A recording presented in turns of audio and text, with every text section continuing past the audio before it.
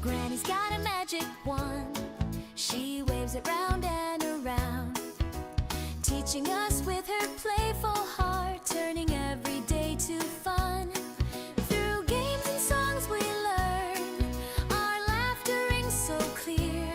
In her arms we find adventure, exploring with her near. With Granny, learning's a joy, no matter how big or small. Every lesson, every game becomes a cherished call. Her heart full of love and play, she's our guiding star. Together we explore, discovering new things far and near. Laughter fills the air as we dance and sing along. Granny's wisdom shines bright like a twinkling star among. Through stories and rhymes, she weaves her magic spell. In her loving arms, we're safe, feeling whole. On rainy days we craft, making paper airplanes soar, or build castles in the sand where pirates come to rove and explore. Granny teaches us to dream with her gentle, kind embrace. In this fun-filled world we grow, with her by our side we race. From counting to dancing, her lessons are endless. Each moment with her we feel blessed. In her loving hands, with Granny, learning's a joy, no matter how big or small.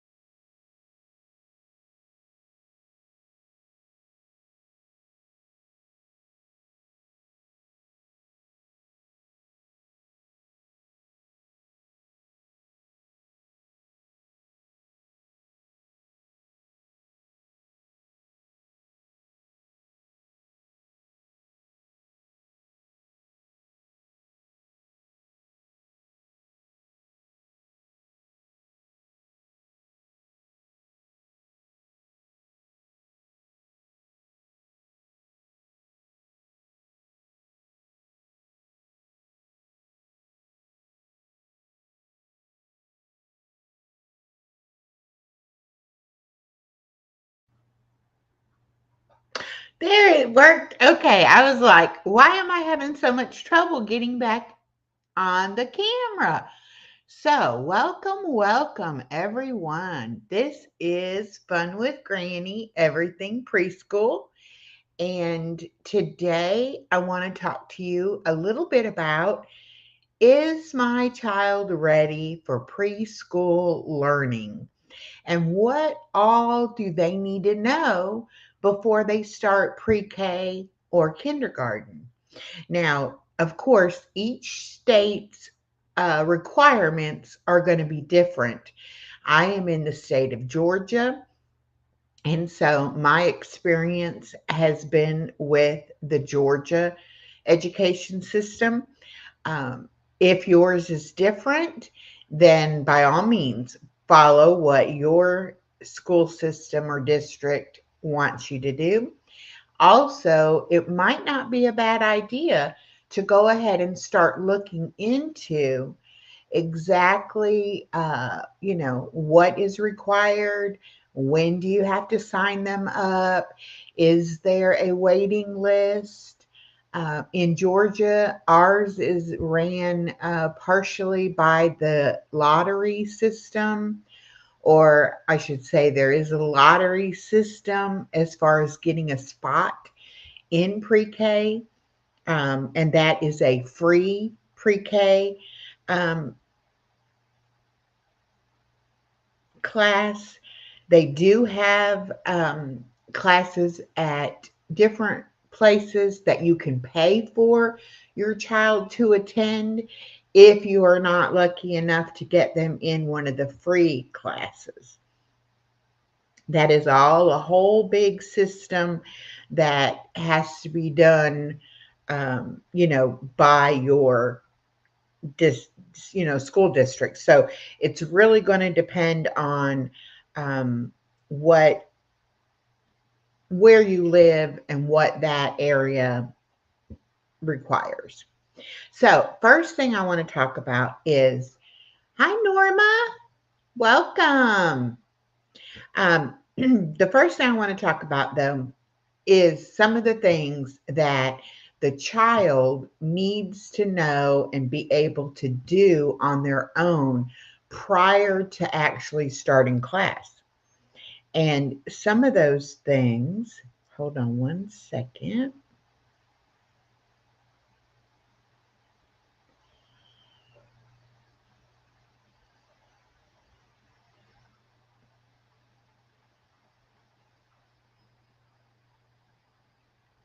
There we go. Um, and probably one of the main requirements is that they need to be able to handle using the bathroom independently.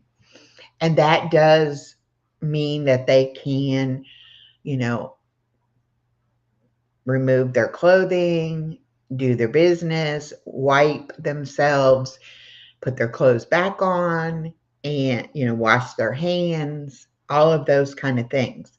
I suggest getting a little step stool, putting it by the potty, and getting them used to using a potty seat or even just a regular toilet seat, and that they can step up onto the stool, pull their pants down, go potty, wipe, put their pants up, get down, that kind of thing. Also, that they can move the stool over to the sink, be able to wash and dry their hands. Now, most pre-K classrooms will have a bathroom right in the classroom, and it will have the child-sized potty and sink at a level where they can use them.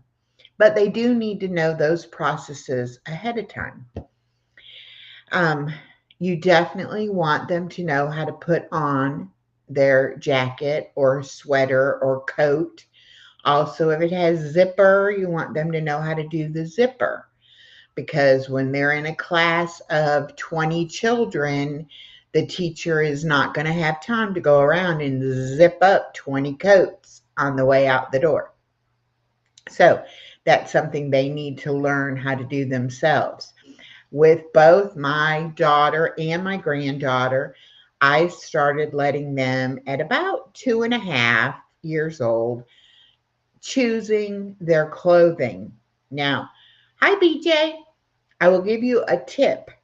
If you're going to let them pick their own clothing, make sure that what you have available for them to pick from is appropriate for them to wear to school, and that it's season appropriate for your weather. I made this mistake with my daughter, and she came out dressed one day with a bathing suit and a winter coat, and that was what she wanted to wear. So make sure that the choices they have are going to be, any choice they make would be something you would be okay with and the school would be okay with. And then as they get older, you can teach them about, well, this outfit has this shirt and this pants, or, when you have these kind of tops, you want to find one of these kind of bottoms, and things like that. We require our granddaughter to wear shorts under her skirts and dresses. And so that's something if you're going to do that, you may want to start that out young too. So they know when they pick a skirt or they pick a dress, they also need to pick a pair of shorts. Um, they need to know how to interact with other kids. So that's easy enough to do. Take them to your local library, Some have story time and some have activity times for toddlers, where they can interact with other kids. Also, take them to the playground. A lot of times you will meet other mothers or other grandparents at the playground, and there will be children there that they can play with as well. You want them to be able to express their feelings. Now, this is hard for a lot of small children to do because they don't really have words yet to say, I'm frustrated. I'm, upset about this, that, the other. So it's okay for them to use body language and other means to express their feelings, but you want to identify those feelings with them.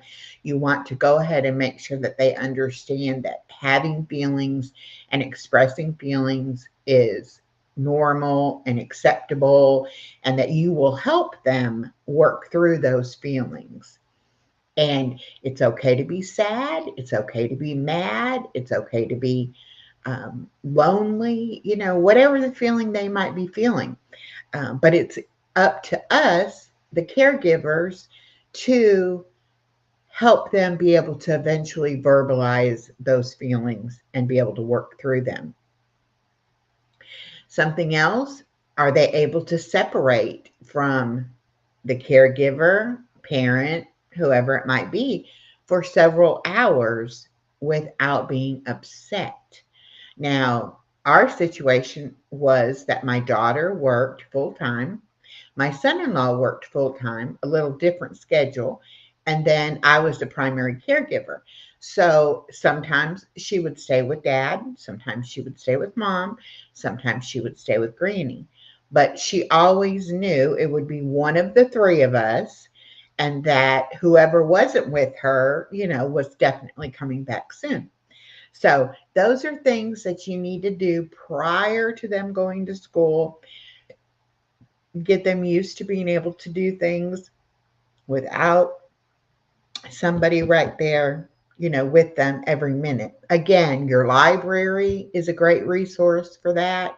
Story time, you can be in the library and they can go into the area for the story time. You don't have to necessarily be right there with them every minute. Um, they need to be able to do independent play. Now, this is something that they will learn over time. Babies are really good at independent play, but once they reach an age where they want you to play with them, sometimes it's hard to get them to play on their own. My granddaughter was really good about imaginary play, and I would see her acting things out, talking to her stuffed animals and, dolls and things like that. She, now being a little over 4, she likes to do things that are a game, or like a puzzle, or doing an activity like drawing with someone, coloring with someone, also coloring. But she can do those things on her own as well. So getting them to know the difference between times where it's independent play and then times when it's group play. They need to be able to follow 1 to 2 step instructions. So, go find the blue ball and then bring the ball to me. Sometimes they'll go and find it, or they'll find a different object, and then sometimes they'll come back to you, but they won't bring the object with them. So, just practicing little things like that where they get used to, not only listening, but remembering what it is you ask them to do.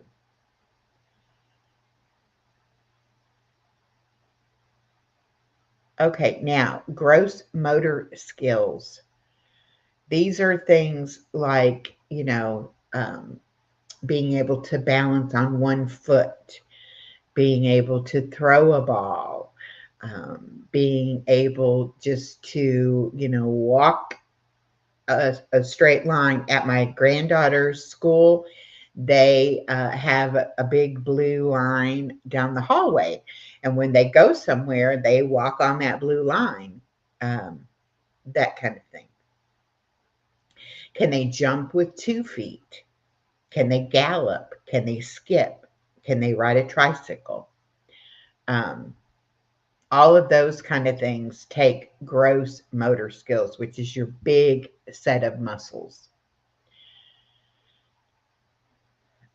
They need to work on having eye hand coordination, and building with blocks and doing simple puzzles will help them with that. They need to be able to open and close their scissors, and they need to be able to draw a vertical line and a horizontal line. And they need to start, recognizing shapes and colors and things like that. But all of that will come in the pre-K tech class. Most of what pre-K is going to be identifying what they already know, and then working on the areas that they don't know or that they just need more help with. Um, yeah, this list says they should be able to identify some colors, recognize a few basic shapes, being able to start to count, be able to match items, be able to sort items by color or by shape,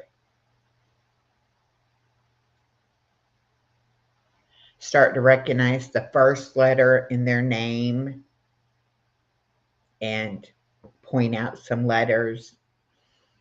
Um, and I want to tell you that a lot of the things that kids are going to learn, they're not going to do it in a way that you can say, okay, today I taught them the letter A. So when mama comes, let's show mama a letter A, in a book or whatever. They're not going to do it for mama because they haven't learned that they get praise for telling people things that they know. Once they realize that, then they're a lot more eager to tell somebody what they know and what they've learned. So don't be dismayed if at first you feel like you're doing a lot of work trying to get them to know things, and then you don't think they're getting it because they won't repeat it or they won't, let you know that they know it. Once they realize that, hey, I get a lot of praise when I tell mommy, the letter or whatever, then they'll start to do that. So it will all come together. And any time that you spend talking to them, reading to them, and doing activities with them, they are learning. They may not be learning what you want them to be learning, but they are still learning. Okay, this is the preschool pacing guide, which basically gives you ideas of what things they're going to learn in preschool each month. Okay. Hi, Buddy Illusion. Welcome. Yes, we're all blue haired ladies over here on Granny's channel. So let's see if I can make this bigger. Yes. Okay. In August, which most schools begin August or September. So in that first month of school, they're going to be learning what the school rules are going to be, their daily routine, how they go about using the bathroom, going outside to play, um, sitting at their table. They're going to probably have, their name spelled out on a card in the spot they want them to sit, things like that. They also will introduce what are letters and start talking about some letters. And then an introduction to math, which will include colors, shapes, and numbers. And then each month, um, for September, it's got my family, all about me, and apples. and we're learning the order to teach the alphabet. So 26 letters divided by 9 months, that gives you approximately, you're going to want to do at least 3 letters a month. But you've got 4 weeks in each month, so you can spend at least a week per letter easily, even maybe 2 weeks per letter. I would suggest doing a letter a week throughout the year. And then when I'm through with 26 weeks of letters, then start a repeat of those same letters so that you make sure that they got those letters. Again, it's all up to you. I suggest starting with the letters in their name because that is one big thing they need to have learned by the end of the time with you before they start school. We want them to at least be able to recognize what their name looks like. Um, and starting out with that, whatever the first letter of their name is, Anna East's first letter was A, so we started with A. But to do that and teach them both their first name and their last name. You also want them to know that mommy has a first name and daddy has a first name. It's not just mommy. When the teacher asks them, what's your mama's name? We don't want them just to think it's mama. We want them to know that she has a name. Everybody has a name and everybody has a last name. So those are things that you can start working with them, 2.5, 3 years old, getting them to realize those kind of things. But anyway, it's just broken down. Of course, October, they talk about Halloween, pumpkins, and fall. November, Thanksgiving, vegetables, and farm. December, Christmas, and this one's got their senses. January, winter, transportation, and my body. February, Valentine's Day, insects and presidents. March, Dr. Seuss, St. Patrick's Day, and weather, and so on and so forth. So every month you can use different themes to give you ideas of what to come up with for your lessons that you're when you're teaching these things. Body Illusion says, and it also gives them a great basis for the rest of the letters, understanding that they make words, not just a letter. Yes. And that's also why when you're teaching the letter, I always give them a word or an animal, something they already know to associate with that letter, and then also make the sound of that letter. And my little granddaughter goes around saying, A is for apple, A is for apple, A says ah, ah, ah, things like that. And so when they start making those connections, that each letter makes a sound, and you put those sounds together, and that makes a word. So they learn that the letters are important because that's how we form the word, and then speaking the word is also important. What's starting with their name? Yes. So you can do it however you want to do it because you're the one that's got to do it. And it's got to be something you're comfortable with and something that you can stick to and follow through with. And I'm going to bring up my gift cards now. My big old box here of the flashcards. Now, I have this box because my daughter's a teacher, and this is one of the things that she uses in her classroom. It's a big old storage box, and then there are these individual storage boxes that you can use for different things. And so what I have here is a whole box of different flashcards. I have some flashcards that are too big to fit in the box, for instance, these ones. But This is a really good set because it gives them the capital letter, the lowercase letter. It gives them a picture. It gives them a word. Um, I like when they use the word for a color. This orange is a fruit. Orange is a color. So teaching them orange by using a piece of fruit named an orange, it makes it two things that they're learning, but it's very easy that way. You and your boxes, exactly. I'm a bag lady, my daughter says, but I'm also a box lady. Anyway, these are a great set.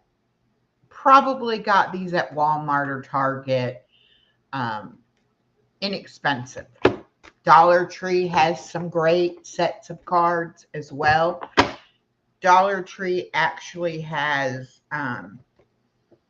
all different kinds. I'm not sure if any of these are Dollar Tree or not, but they have all kinds that you can get.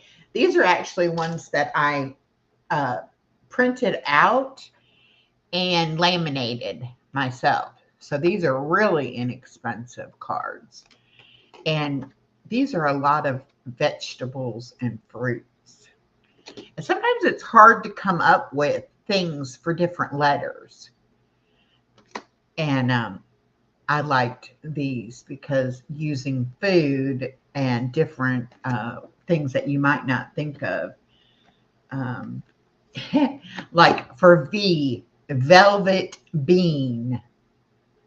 Never heard of it, but it works. Um, Yam for Y.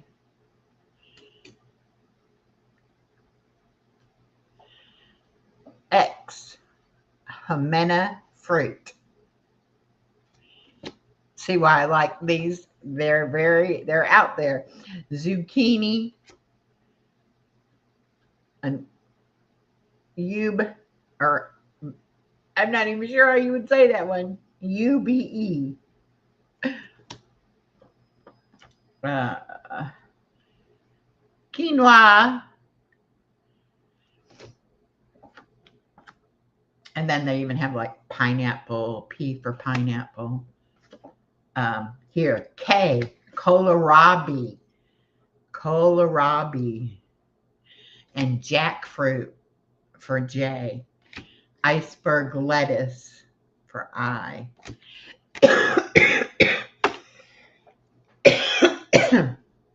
Anyway, I like things like this that were a little bit unusual.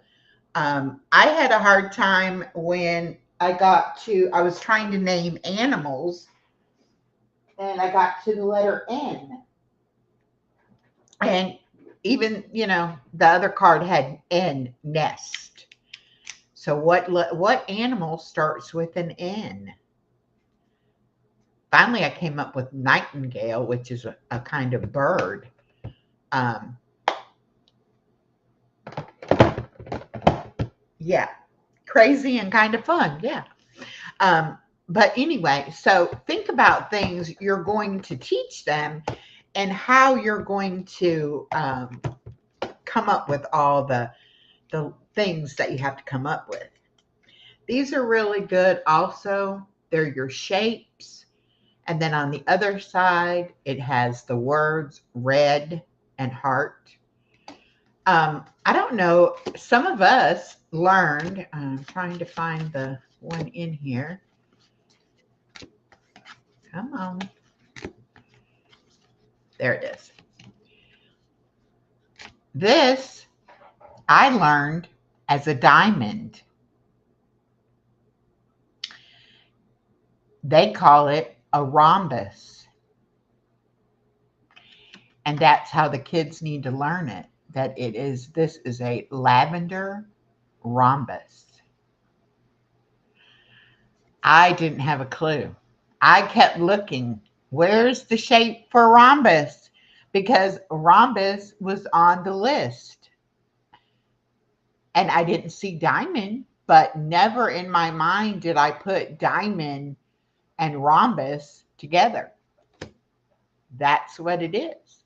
Diamond is now known as a rhombus. And even just in this basic set of shapes, they have octagon, they have crescent,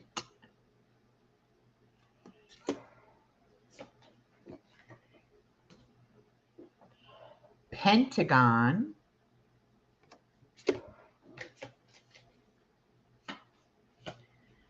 oh, semicircle. So it goes an oval, it goes beyond triangle, rectangle, square, circle. Now they expect kids to know a lot more shapes. Never heard of that word before. Rhombus. I know. It's amazing. And that's why we have to keep up with what they're going to be learning and what's required, because if they haven't been exposed to these things ahead of time by us at home, it makes it all the much harder for them to learn as a group and to be able to participate. No, Stephanie, you didn't miss it. It's going to be at 2 o'clock, and I'm doing it as a live because I had some things this morning and I couldn't make my video. And so I decided, okay, I'll just do it live. It is going to be a vertical live body illusion. However, I set it to subscribers only for at least an hour. So I don't think I'll have trolls being able to comment at least. Um, but that's what I'm going to do. So when I'm finished here, come back 2 o'clock and we will do the exercise video. Um, it's a Monday, and y'all know crazy Mondays in my life, at least. Okay, so this has been 32 minutes. I like to try to keep them to about 30 minutes.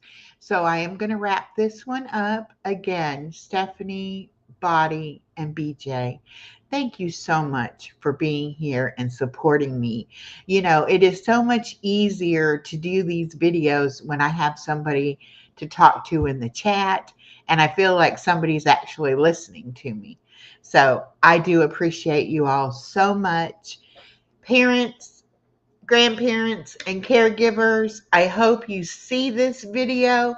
I hope it inspires you to go to the Dollar Tree, buy some things, and start learning all they need, helping your children learn all they need to learn. Our children are our future. And whatever we can do, all of us, to get our children prepared for their lives will make our lives and our world better. So try to learn something new every day. And I will see you all next Monday at 1 o'clock.